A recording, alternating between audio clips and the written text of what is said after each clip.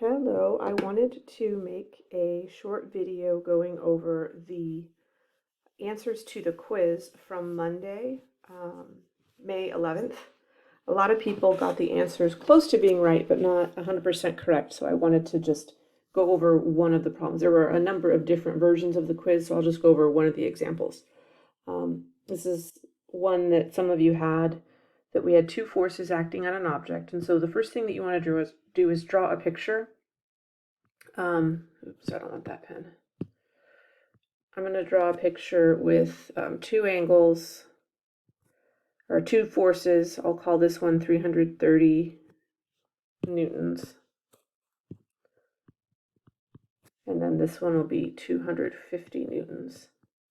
And then the angle between them is 61 degrees. Now, what this relies on for us to solve is the parallelogram rule. So what we're going to do is draw a parallelogram, and then the result is going to be all the way going across the diagonal of this parallelogram. So the resultant vector that we're trying to find, I'll call it R, is there.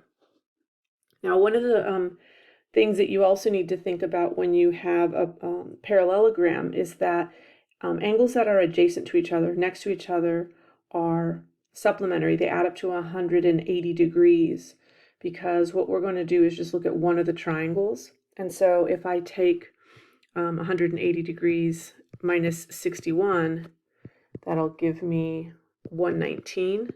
So this angle here is 119 degrees. And then I'm just going to look at this triangle here down on the bottom.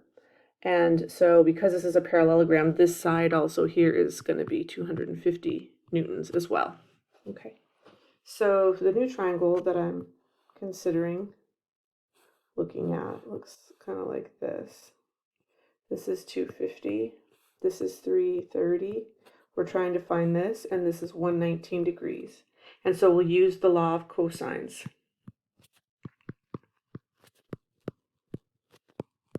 to solve. So R is going to be the square root of one side squared plus the other side squared minus 2 times their product, and then multiplied by the cosine of the angle that's included in them, which is 119 degrees. This is where a lot of people went wrong in the quiz, is that they actually were using the angle that was given in the problem, which was 61 degrees, and not the 119. So plugging this into the calculator, you should get that the magnitude of the result is approximately 501.4 newtons. Okay. Now, the second part of the question is asking you to find the angle that the result makes with the smaller force. And this is where some people, a lot of you gave me the answer for the larger force.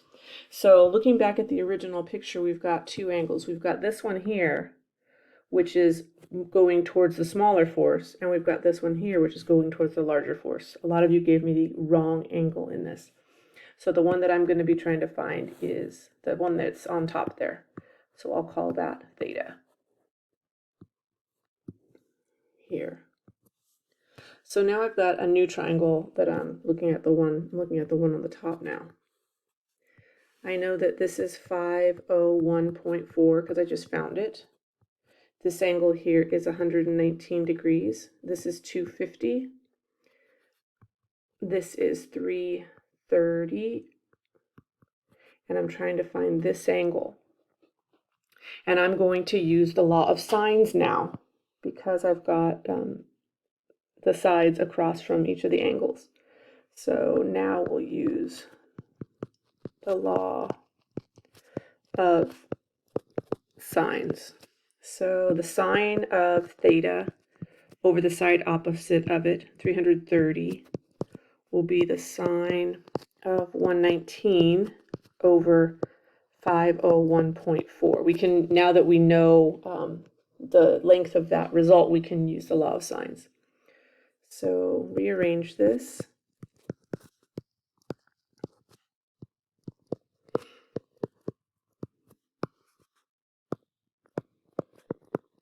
And then we'll end up taking the inverse sign, right? So theta, it will be inverse sine of this whole fraction here. Now, each of you had a slightly different version of your quiz, but if you follow these same steps, you should get the answer. I wrote what the answers were in each of your in comments in the quiz. So for this one, we're getting that the angle is approximately 35.1 degrees. All right, if you have questions, send me an email or send me a message on Canvas.